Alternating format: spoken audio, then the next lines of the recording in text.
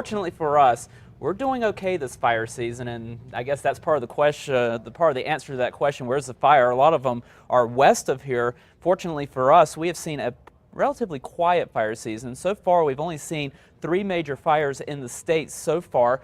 The Elkhorn fire, only 175 acres over in the Gila. The Benson fire only burned 96 acres over in the Sacramento Mountains. Signal fire, the biggest of the 3, burning about 5,500 acres, and that was the fire that was close to Silver City a few weeks ago.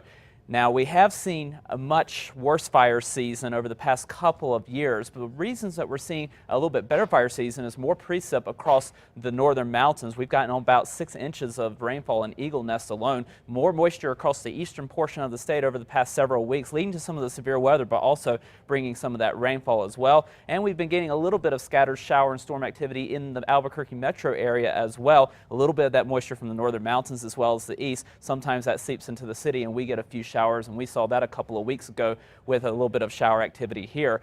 Unfortunately, we haven't seen as much of the shower activity across the southwest, and that's part of the reason why we've seen a few more fires there so far this year. But of course, we still have a few weeks to go for fire season. If you remember the Las Conchas fire, that didn't start until late June, so it's still something we're going to have to watch over the next few weeks before monsoon season finally kicks in. 78 degrees the current temperature, a west wind at 8 miles per hour. Temperatures across the north into the 70s and 80s, down to the south 70s and 80s as well. In fact, we're in the upper 80s across the southwest, almost up to 90 degrees. We're going to be looking at much warmer temperatures over the next couple of afternoons than what we've seen over the weekend and for yesterday, because we are working drier air into the state. We're only looking at elevated relative humidities along the far eastern edge of the state. We could pick a couple of spot storms in some of these locations this afternoon, but for the most part, we are drying out across the state. So expect lots of sunshine for the afternoon as high pressure starts to control our weather over the next couple of afternoons.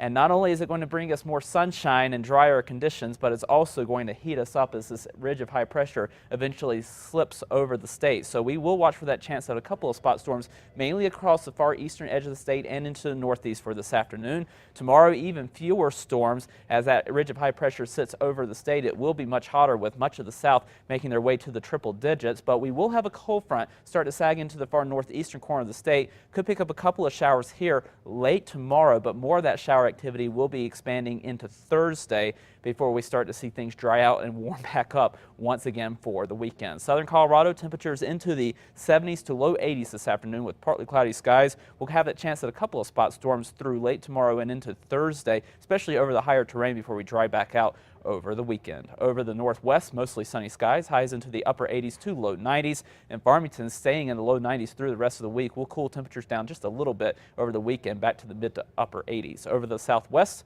mix of sun and clouds, highs into the low 90s for this afternoon. Silver City into the low 90s for tomorrow, and we stay in the low 90s through the end of the week and into the weekend.